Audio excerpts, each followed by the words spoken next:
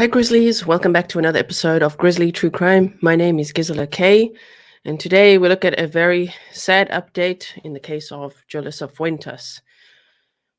It's very good that they found her so that at least it's not an unsolved case or that someone vanished into thin air, but it's always very, very sad when you learn of a devastating outcome. So we're going to look at the press conference. Thank you so much to Grizzly, Sarah Pickens, for sending me this. I see there's quite a few of you who had emailed me right after that, but as soon as I saw that, I'm like, oh my word, for real. And then I checked, and yeah, there was a press conference going on and everything, and I'm like, oh my word. So let's have a look at it. Thank you so much for being here with me as I share this news with you. I haven't watched the whole press conference myself yet because it literally just happened and I was getting ready to be here with you. So we're going to watch it together. I'd like to send condolences to Jolissa Fuentes' family. This must be absolutely devastating. So, Irene Fuentes said on Facebook, "My sister was found. Rest in peace, Jolissa. Forever your world, sister. Can't believe you're really gone. Gonna cherish our memories forever. God bless me with a sister like you. Nobody will ever compare, sister. May you rest in peace, my sweet angel. Forever 22. Me and you for life. The love we had for each other is like no other. Until I see you again, my love." Oh, man. Thank you, May, for saying my thoughts are with her family and friends at this time. Grizzlies, please show them lots of support. If you are on Facebook, please leave them kind and loving messages if you can. Um, Family members are on Twitter and on Facebook and Instagram, and there's discussion groups on Facebook as well. So that would be really, really great. Thank you, Cindy, for supporting the channel. Yeah, very sad. So we're gonna. I can blow up these pictures so you could see. If you don't know anything about this case, Jolissa Fuentes went missing on August 7th. I'm going on memory now. I'll have to check my notes. Maybe I should check an article just to make sure. But from memory, she went missing on August 7th. Around 4 a.m. is from what I remember there in Selma, California. She was at a gas station and we saw the footage. We looked at that together of her, buying something and leaving and then driving out of the gas station and turning left instead of turning right towards home. It was kind of weird. We were like, why would that be? What happened? And Adventures with Purpose had also worked this case. They went to check at the Avocado Lakes area and the Pine Flat Lakes area because that's where her phone last pinged. And from everything I've seen so far with the press conference, that is the area in which she was found. But it's an extremely mountainous area. So it would be difficult to find someone who had crashed a car there. And it does seem like, from everything I've heard so far, that this was an accident. So here's some pictures of her. Maybe it'll jog your memory as well. Just give me 1 second. I just quickly want to put on subscribers only mode because we're reaching the 1,000 people watching. There you go. And then we know the naughty bots arrive. So just give me 1 second. All right. The Princess Megan also says, was it foul play or accident? From everything I've heard so far, accident, a car accident. Yep, a car accident. So before we look at the press conference, I'll just show you quickly here. I mean, so there's been extensive searches for her. Her family's done amazing at covering, her case online, at spreading awareness for her case. Adventures with Purpose was out there, and they actually cleared. They went to the Avocado Lake area, AWP, and then to this Pine Flat Lake area, and they cleared the lake area. And that is correct because I do not believe she was found in the water. When they say on an article I read here, the exact place on Trimmer Road and Maxon Road, so somewhere along here. So why she drove all the way out there that late at night, we don't know. We'll hear the press conference now together.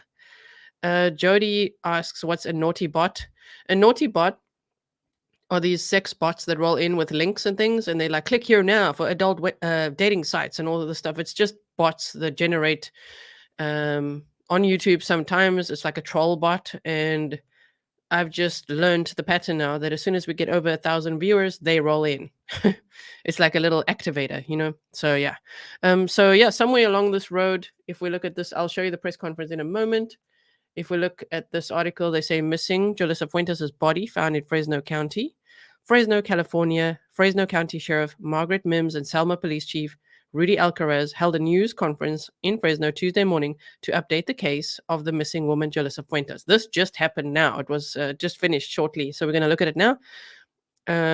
Sheriff Mims said the body of Jolissa Fuentes was found in Fresno County. Chief Alcaraz said she died in a single car accident in the Pine Flat area, which is where her phone last pinged.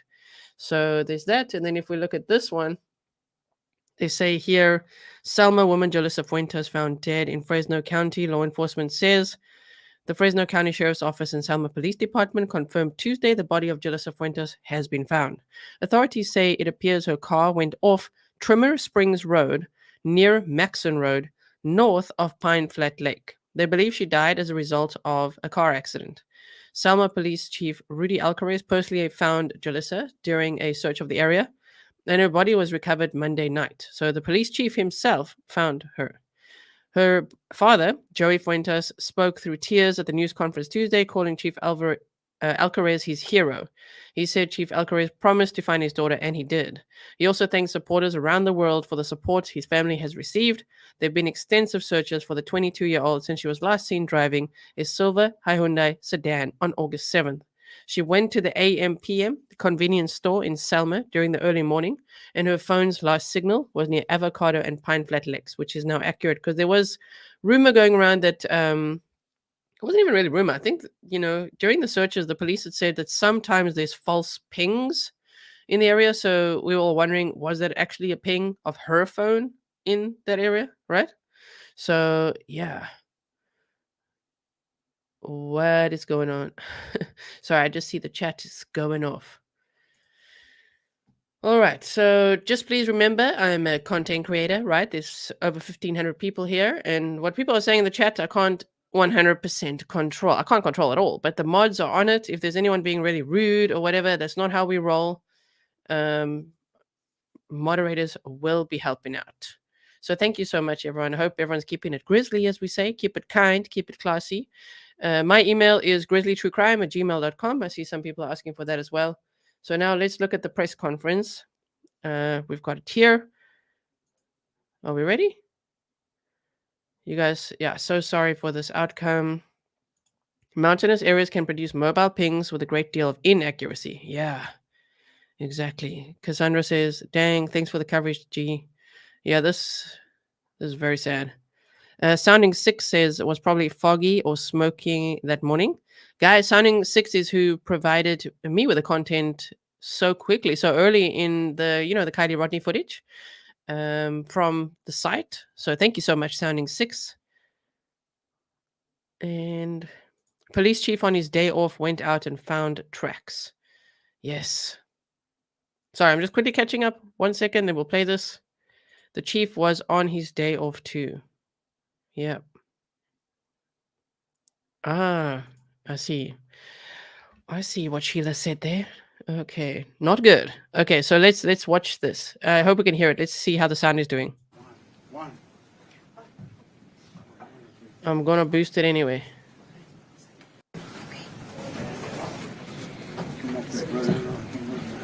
Let's get somewhere on this side or even things out. Nice. This is good.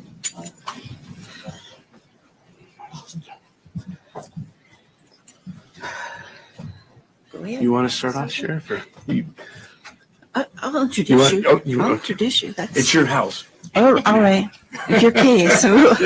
Yes. But it's ended up being all of ours. Well, thank you for being here today. We're here to announce that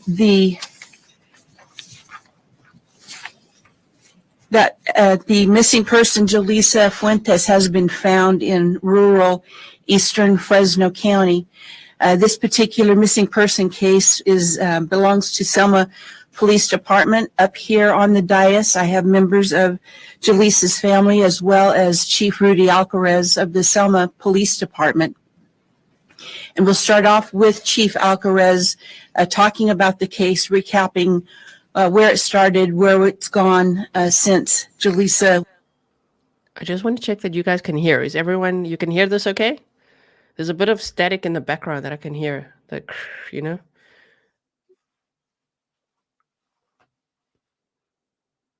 Yes. Okay. I'm just checking. Just put a 1 in the chat if you can hear. Okay, great. Some people are saying yes. Went missing in August of this year. Chief Alcarez. Thank you, Sheriff. Good morning. Thank you all for being in attendance today. I first want to thank the Sheriff's Department, Fresno Police Department, the FBI, Ridley Police Department, the Sanger Police Department, and all the numerous agencies throughout this nation that helped us follow up on tips and leads as we navigated this investigation. So just to recap, Ms. Fuentes was reported as a missing person on August 8, 2022. Her family was extremely concerned that she did not come back home. She wasn't answering her phone, which was very uncommon for Ms. Fuentes. Once they reported this case, that Ms. Fuentes was missing on August 8th, we began to write search warrants for cell phones, look at social media platforms in an attempt to locate Ms. Fuentes. After numerous search warrants and reviewing data over the last few months, we really did not see a lot of activity beyond the August 8th date. That being said, I would like to thank and I absolutely have to acknowledge the great work that the Fuentes family did in getting information out about their daughter across this nation. It was absolutely phenomenal, their reach and their ability to get that kind of information out in such a short amount of time. The numerous people, citizens that volunteered of their own time with their own resources to go out and search for Ms. Fuentes was huge. Very impressive how the community came together to try to bring Ms. Fuentes home. With that, we again didn't have much digital data to go on beyond August 8th, and we're following up on leads again across this nation, none to the success that we were looking for.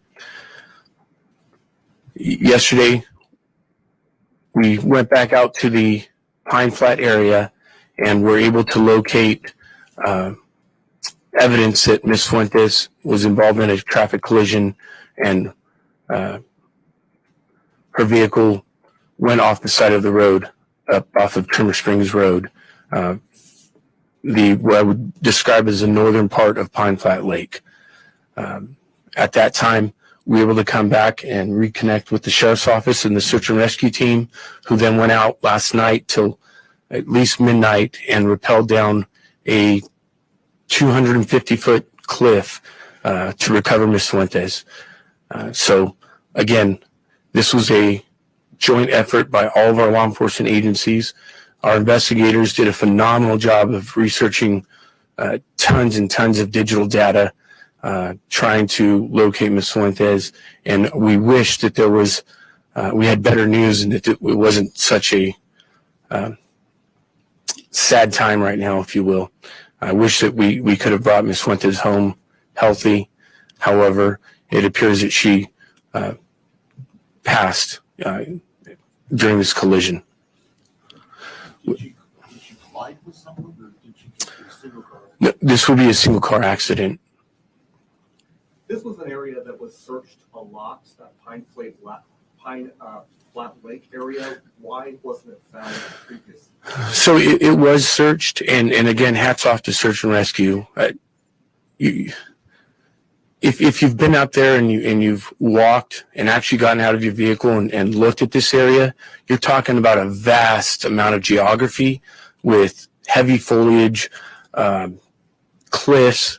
Again, search and rescue was down 200 feet, and we couldn't even see them anymore, even with their flashlights. So they're down 200 feet, then they go down another cliff beyond that. There really were no remnants of the vehicle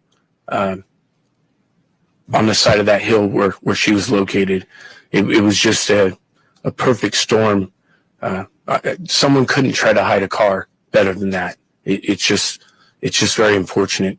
And once we get pictures of that area, it'll be very evident how something can get lost up there very easily.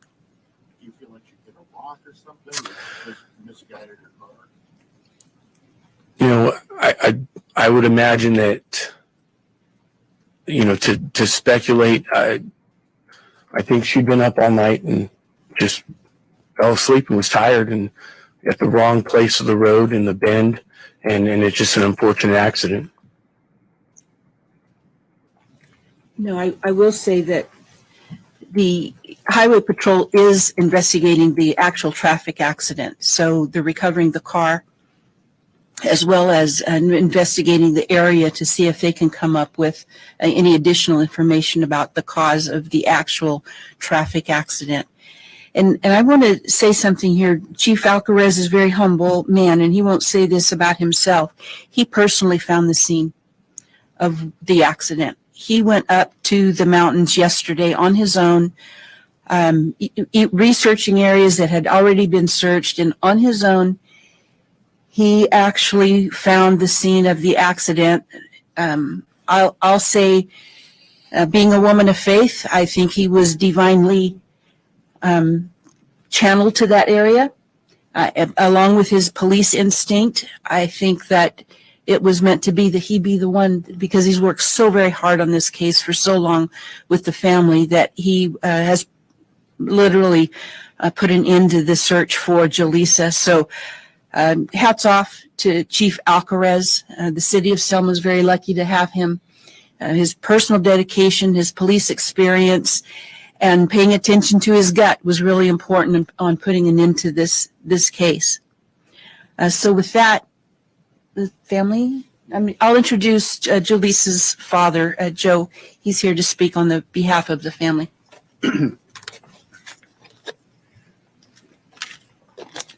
Yes, my name is Jolissa Fuentes. Sorry to pause it right there, you guys. Are you all catching everything? Her vehicle was found in rural eastern Fresno County by Chief Rudy Alcarez. She's been missing since August 8th, 2022. After reviewing data and search warrants, they saw that there was no activity on social media or anything, banking accounts, nothing since beyond August 8th. Her vehicle was found off a 250-foot cliff in the Pine Flat Lake area. It's a single car accident, so even though it says collision, it doesn't mean colliding with another car. Crashing her own car off this cliff. And the area was searched previously, but it's extremely vast. There's lots of foliage and cliffs. And people are saying in the chat she may have been really tired. She was up all night. She didn't really want to go to sleep that night. You know, she wanted to still party and all of that. And she was known to drive out to that area. From everything that I had watched throughout covering this case, I believe sometimes she took drives to relax, you know, clear her mind and things like that. And unfortunately, this was her last drive. She drove off a cliff, sadly. So yeah, if you are being timed out or anything like that, or anything, you know, your messages are being deleted, please know that in this community, we don't do any victim blaming. We don't show disrespect to the families. This is an extremely difficult time. I mean, this news is breaking news that only just happened. So please try to be nice. Okay. I know that it's all like, why would she go out there? What was she really buying? What was she doing? But and I know we're curious, and you can be curious. Just please try to keep it kind. Okay. Because oftentimes families also watching the coverage, and we welcome them here. I've worked very hard to cover this case, you know, throughout. And I don't want her family to be shown disrespect here. Okay. Or any family. So, with that being said, let's continue to hear from the family in this press conference. Yes, I'm the father of Jolissa Fuentes. And first of all, I want to thank the community, not just the community, this whole nation. The cries and the war pain of my wife and my sisters and my family was heard around this whole country. They didn't stop. They were persistent. And when this first happened with my daughter, I talked to Chief Alcaraz. I told him, man to man, I'm talking to you. Do you have a daughter? Do you have children? He told me, yes, I do, Joey. I go, I want you to go after my daughter like she's your daughter, Chief. And you know what he told me? He goes, I promise you, Joey. I promise you. I will find your daughter. At this time, we were hearing all kinds of stories. She was kidnapped, the cartels had her. There was so much stories out there, but he promised me he was going to find my daughter. He didn't tell me, he couldn't tell me when, but he was going to find her. And he was the one that found her. He was a man of his word. And he's a young chief in the city of Selma. He says he wants to change things around here. You know, it's a small town, but he wants to make a change for the better. And I thank God, he's my hero. He is my hero, you know, and I've known him for a while. But he was persistent, and his persistence paid off.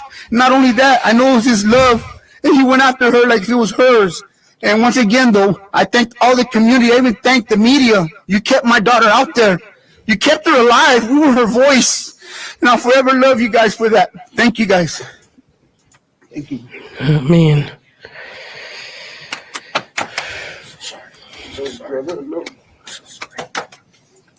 So a little bit more about the area. That area is a good 60 miles, I would say, east of the city of Fresno, back up on Trimmer Springs Road. As you know, the Pine Flat kind of runs east and west, but the rivers come in at the very east end of Pine Flat Lake, and it's right there where the near Maxon Road and Trimmer Springs, where the vehicle was found. And the chief was right. It was when we got the call, search and rescue, they used a total of 475 feet of rope to rappel. Not only did they have the initial ledge that they had to rappel off of, but they came to another ledge at the end of that. They had to rappel again down to where the vehicle was. You could not see it from the lake. You could not see it from the road. Chief Alcarez found what he thought was the place where the car went off. He couldn't see the car from where he was, but we did send out some drones and discover it in very close range with the drone, able to see the vehicle. So very difficult terrain. However, we were able to bring Jolissa home last night. Now the coroner's office will conduct the positive identification, but there's little doubt that we have found her. So with that, are there any questions? You said you went up there again yesterday. So Chief, come on over. What did you see? How did you pinpoint where she went down?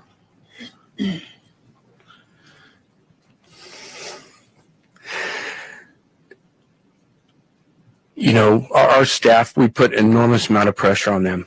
Their caseloads are huge. The search and rescue, I don't even know how many cases they've had this year.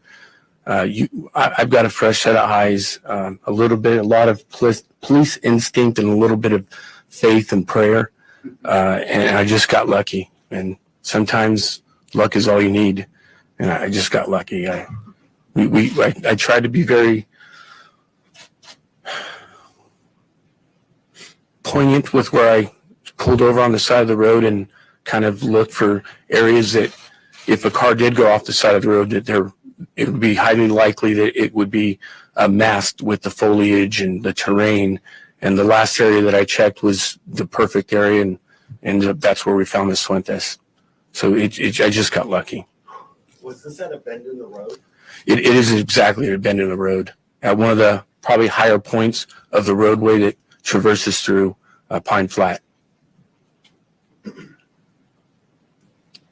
Do we think that the collision happened that Sunday night, that early Monday morning? Yes, absolutely. Yeah. And again, the CHP will be working with the family to compile more data from the vehicle itself as the Highway Patrol starts that portion of the investigation. And is this close to where the cell phone tower is, where the pings were? You know, I don't have exact coordinates right now, so we'll again, like any case, we'll sit down, we'll debrief it, and determine, you know, how we deciphered the data. Do investigators know why she was in that area at that time? It's my understanding that Miss Fuentes really enjoyed the Pine Flat area, and anybody that goes up there, it's a beautiful place. It really is. It's gorgeous. And I think my best bet, she just went for a drive. Kind of like what I did yesterday. Just wanted to go for a drive. Chief, Chief, when you went to this last spot, what did you find? Any evidence on the side? Did you see anything when you were looking that might have put you to look down? Just it's a obviously the whole area is dried up right now. There's a lot of heavy brush. There were some tire tracks that you really can't see until you get out of the car and actually walk and get on. You're actually on top of it, and that's kind of what keyed me off and started to spend more time in that area. They look like they just went to nowhere. Yes. And again, the Highway Patrol is going to have a much more impressive explanation, much more detailed as they conduct their investigation. Do we believe drugs or alcohol might play a factor in discretion? It would be improper for me to speculate. It's yeah. He said it quite well, huh? Very well. Was the alcohol? Do you think this was alcohol involved? He said it would be improper of me to speculate, especially at this moment, when we all don't know what's going on. There's a car. We see the footage. She's turning away from him. What's happening? There, her phone last pinged. We don't know, right? But like in this moment, the family's just found out, They said last night, right? So she was then found on the 10th. But to the next day, already be at a press conference. This family is very strong. To be there, standing in front of everyone with all these cameras and everything, damn, in this devastating moment, I take my hat off to them. And wow, this police chief is an example to so many. If we think of the Sean Doherty case, I didn't quite see this humble, determined attitude, right? So he is amazing. Right. Sheriff, I see the emotion on your face. I mean, it's good to have this closure, but that's a very heartbreaking update. Can you speak to that? Whenever law enforcement get these kind of reports, we're always hopeful. We're always hopeful, always optimistic that we can bring a family member back to a family whole and intact, and it's a good ending. But it didn't always happen. And it's heartbreaking, not only for the family when you see their pain, but it's heartbreaking for law enforcement when we work so very hard to try and have the best possible outcome. We can only imagine what it feels like for the family. We know what it feels like for us when we try so hard. We train for this, to be into difficult places and difficult terrain, and but still, it's heartbreaking that we cannot always have a happy ending to these stories. But what we are able to do is at least have an ending for the family, so that they know, as much as we can possibly gather information for them to know, that we tried our best. And again, kudos to Chief Alcarez, because it was above and beyond for him to have that feeling of needing to take a drive yesterday and ending up where he did, and ending up calling us saying, I can't see it, but it could be here. And he was right. We're grateful that we were able to bring, at least to this point, to the family that we have Jolissa, and they're going to be able to have her where they want her now, at peace.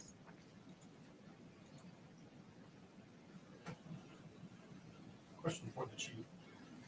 Could you talk about your like day yesterday, how it started, why you felt the need to drive all the way down that far? What like was it? I think the sheriff said it best: divine intervention. You got to be in our business and deal with the things we deal with. You got to be a person of faith. It takes faith to do great things, but just faith. Divine intervention is probably my best explanation. And if you have no more questions, Okay. All right. Thank you all very much. thank you. Thank you.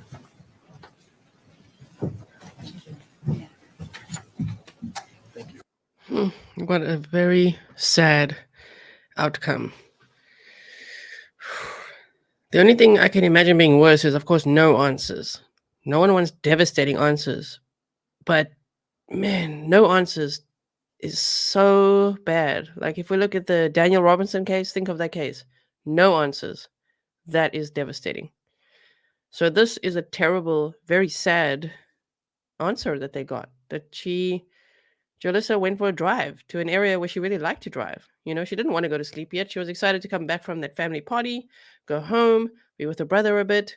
And then he wasn't there. He said he's actually somewhere else. And she's like, oh man, okay, I'm going for a drive. She went to the gas station. She bought a cigar. And then off she went. And she went for a drive to her favorite area. And as the chief said, it was a really sharp bend. It was exactly where there was a bend in the road, and it was one of the highest points of the road as well. So yes, wow. So again, sending condolences to Jolissa Fuentes' family.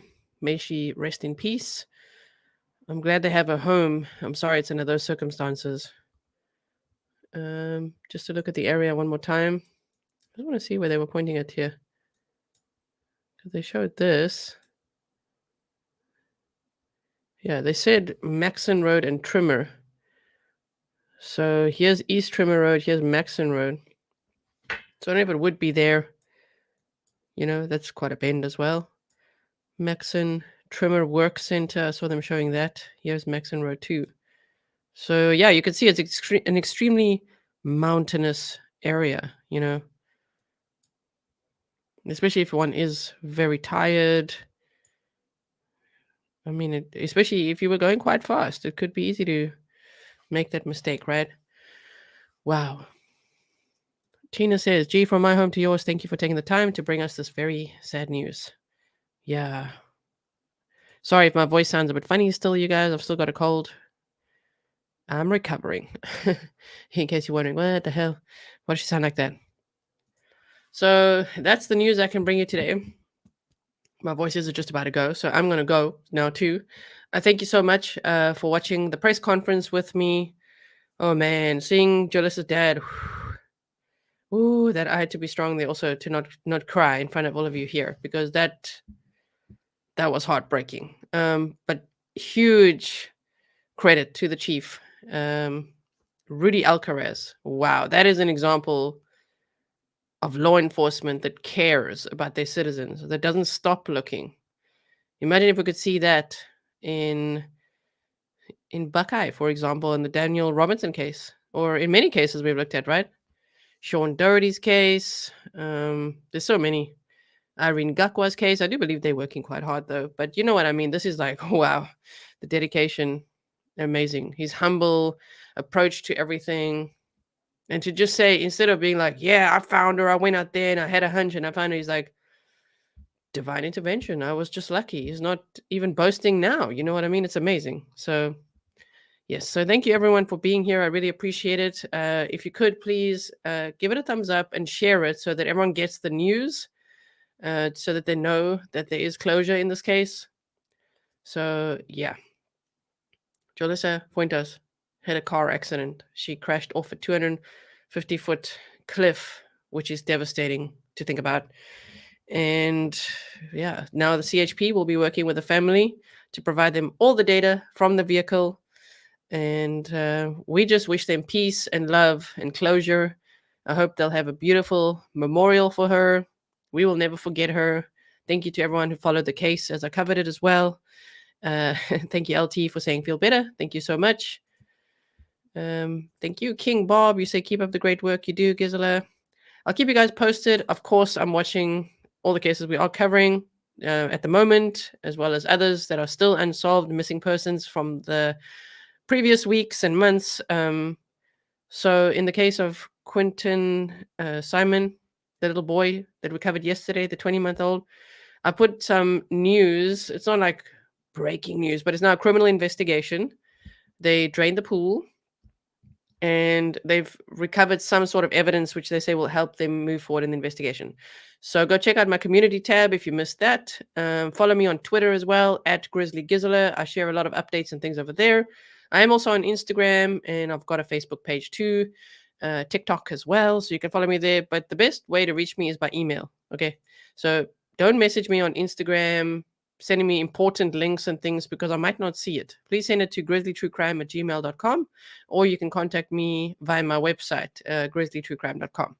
Thank you so much, mods. Really appreciate it. I know there were a lot of people here, and I will see you guys again very soon. Thank you, Norma, for saying that. Love to the family. If you do find the family on Facebook or on Twitter or on Instagram or anywhere on social media, please send them lots of love. Okay. Be nice. And yes, thank you, Tracy. I'll check the community tab. Yes. Shout out to the Father. Much love and healing to your family. All right, guys. I'll see you again soon. Stay safe. And let's see what happens in these other cases. Bye.